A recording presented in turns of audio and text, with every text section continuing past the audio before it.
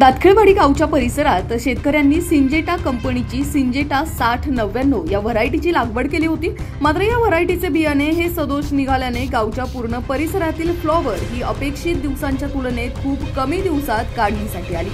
परंतु फ्लॉवर कांद्याचा आकार हा प्रमाणापेक्षा खूपच बारीक असल्याने भांडवल व मजुरीही त्यातून येणं अवघड झालं। त्यामुळे ज्या शेतकऱ्यांनी या व्हरायटीची फ्लॉवर लागवड केली होती त्या शेतकऱ्यांनी शेतमालात जनावरे सोडली, तर काहींनी फ्लॉवर उपटून बांधाच्या कडेला फेकून दिली। कंपनीचे अधिकारी भागवत जाधव व राहुल फुसे यांनी दातखेळवाडी गावच्या परिसरात लागवड करण्यात आलेल्या फ्लॉवर शेतीची पाहणी केली। पाहणीत शेतकऱ्यांनी जो दावा केला होता तो सत्य असल्याचे निदर्शनास आले। शेतकऱ्यांना जो काही आर्थिक फटका बसलाय त्याचे लवकरात लवकर वरिष्ठ पातळीवरती चर्चा करून नुकसान भरपाई करून देण्याचे अधिकाऱ्यांनी आश्वासन दिले। आता खरोखरच शेतकऱ्यांना नुकसान भरपाईचे पैसे मिळणार की नेहमीप्रमाणे आशेवरतीच राहावं लागणार हे येत्या काळातच स्पष्ट होणार आहे। आम्ही सिंजेटा कंपनीची 6099 व्हरायटी लावली होती आणि गेल्या वर्षी 2-3 आम्ही डेमो प्लॉट पाहिले होते। डेमो प्लॉट पाहिल्यानंतर आम्हाला ती पसंत पडली, खूप पसंत पडली आणि यावर्षी जवळजवळ आमच्या 95% गावामध्ये 6099 लागली गेली। हां, दातखेळवाडी गावामध्ये 95% 6099 व्हरायटी लागली। आता आम्ही साधारण जून महिन्यामध्ये बियाणं खरेदी करून बुकिंग केलं याला नर्सरीला आणि बुकिंग केल्यानंतर रोपं आमची 18-20 दिवसात लागवडीला आली। लागवड केली आम्ही साधारण 1 जुलैच्या नंतर, तर साधारण आमची 20-25 जुलैपर्यंत लागवडी चालू होते। तर माझी स्वतःची 12 ते 13 जुलैची लागवड आहे। हां, शेजारीच माझा धवलचा पण एक प्लॉट आहे आणि एक याचा 6099चा पण एक प्लॉट आहे। तर विषय असा झाला का 25 दिवसाच्या नंतर त्यांनी बटन धरलं आणि 32-35 दिवसात तीच फ्लावर चालू झाली। आता त्यांचा कंपनीचा परिणाम असा आहे, विषय असा आहे कंपनीचा काय यांची व्हरायटी कंपनी सांगते 55 ते 60 दिवसाची व्हरायटी आहे आणि 25 दिवसाचं बटन धरून ते 35-40 आता 42व्या दिवशी आमचा प्लॉट संपूर्ण संपलेला आहे। हां, पण असं म्हणजे काय, आणि फ्लावरच्या गड्ड्याचं वजन साधारण 50 ग्रॅमपासून तर साधारण 250 ते 300 ग्रॅम, जास्तीत जास्त 400 ग्रॅम, याच्यापेक्षा वजन नाही। आणि ही अशी व्हरायटी बघा, हा 42 दिवसाचा गड्डा आहे। साहेब, तुम्ही कंपनीचे प्रतिनिधी म्हणून इथे पाहणी करण्यासाठी आलेला होतात, तर काय परिस्थिती आहे, काय सांगाल?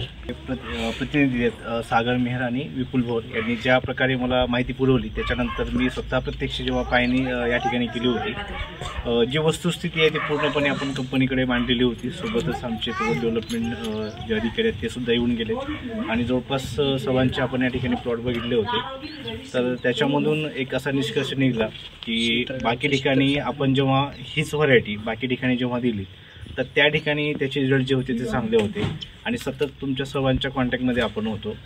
तर त्याच्यावरती जे आहे बाकीचं डिस्कशन सुरू आहे, तर त्याच्यानंतर आपण बघूयात नेमकं काय होते। शेतकऱ्यांची मागणी आहे की आम्हाला लवकरात लवकर जी नुकसान भरपाई ती प्राप्त झाली पाहिजे कंपनीकडून, तर या दृष्टिकोनातून तुम्ही काय कारवाई करणार आहात किंवा तुमच्या काय हालचाली सुरू आहेत? सर्वात महत्त्वाचं म्हणजे की तुमच्याकडनं जे काय रिपोर्ट आले, तुमच्याकडची जे काही माहिती आली ती पूर्णच्या पूर्ण आपण मला वाटतं जगदीश शेठ असतील त्यांना त्या सगळ्या गोष्टी आपण दाखवून दिलेल्या आहेत, त्यांनी स्वतः त्या बघितल्यात आणि वस्तुस्थिती त्याच्यामध्ये कुठंही वेगळ्या पद्धतीने मांडणी केलेली नाही आहे, ती पूर्णपणे आपण तिथं पाठवलेली आहे। सर्वात महत्त्वाचं असं राहते की जेनेटिकल आपण ज्याला जनुकीय विषय म्हणतो तसं जनुकीय कुठलं काही त्याच्यामध्ये डिफेक्ट नाही आहे त्या व्हरायटीमध्ये। आज हीच व्हरायटीची तुम्ही म्हणता की मागच्या वर्षीमध्ये तुम्हाला खूप चांगली लागली, बरोबर आहे, सर्वांना तुम्हाला लागलेली आहे आणि त्याच्यानंतर तुम्ही यावर्षी सर्वांनी ती व्हरायटी लावलेली आहे, बरोबर आहे। परंतु आपण असं बघितलं की लास्ट इयर्सचं गेल्या वर्षीचं वातावरण आणि या वर्षीचं वातावरण या दोघांमध्ये खूप बदल आहे, बरोबर आहे। तर त्याचा एक तो परिणाम तिथं झालेला आहे, हा आमच्या निष्कर्षणामधून आलेला एक भाग आहे। किती दिवसांमध्ये तुम्ही या सर्व गोष्टींची बारकाईने दखल घेऊन या शेतकऱ्यांना जो काही त्यांचा नुकसान परतावा आहे तो मिळवून देण्यासाठी प्रयत्नशील राहाल?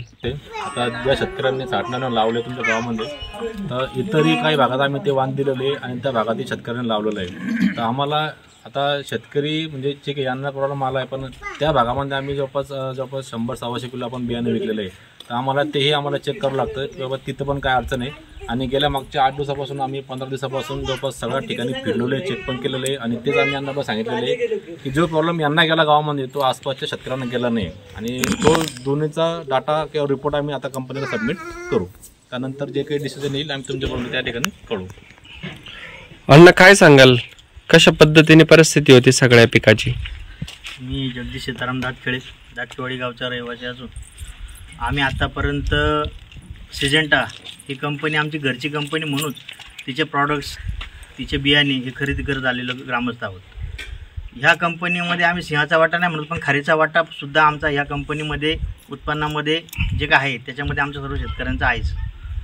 तर माझं असं म्हणणं आहे का ह्या वर्षीची 60-90 व्हरायटी होती जी आम्ही भरोशाने सिजेंटा कंपनीची जी आमच्या सर्व गावामध्ये केली गेली, कमीत कमी माझ्या हिशोबाने 7-1 किलो बी आमच्या गावामध्ये संपलेलं आहे आणि तेवढ्या क्षेत्रावर आमच्या सर्व शेतकऱ्यांची लागवड झालेली. तर ह्या वर्षी कंपनीचं असं म्हणणं आहे का क्लायमेटिक दोष आहे, पण आमचं म्हणणं आहे का आमचा लॉटमध्येच प्रॉब्लेम आहे. कारण 1 शेतकरी 2 शेतकरी आणि आमच्या काही शेतकऱ्यांनी दातकीवाडी सोडून इतर गावामध्ये पण ह्याच व्हरायटीची लागवड केलेली आहे. तर तिथंसुद्धा ते प्रॉब्लेम आम्हाला जाणवलेला आहे.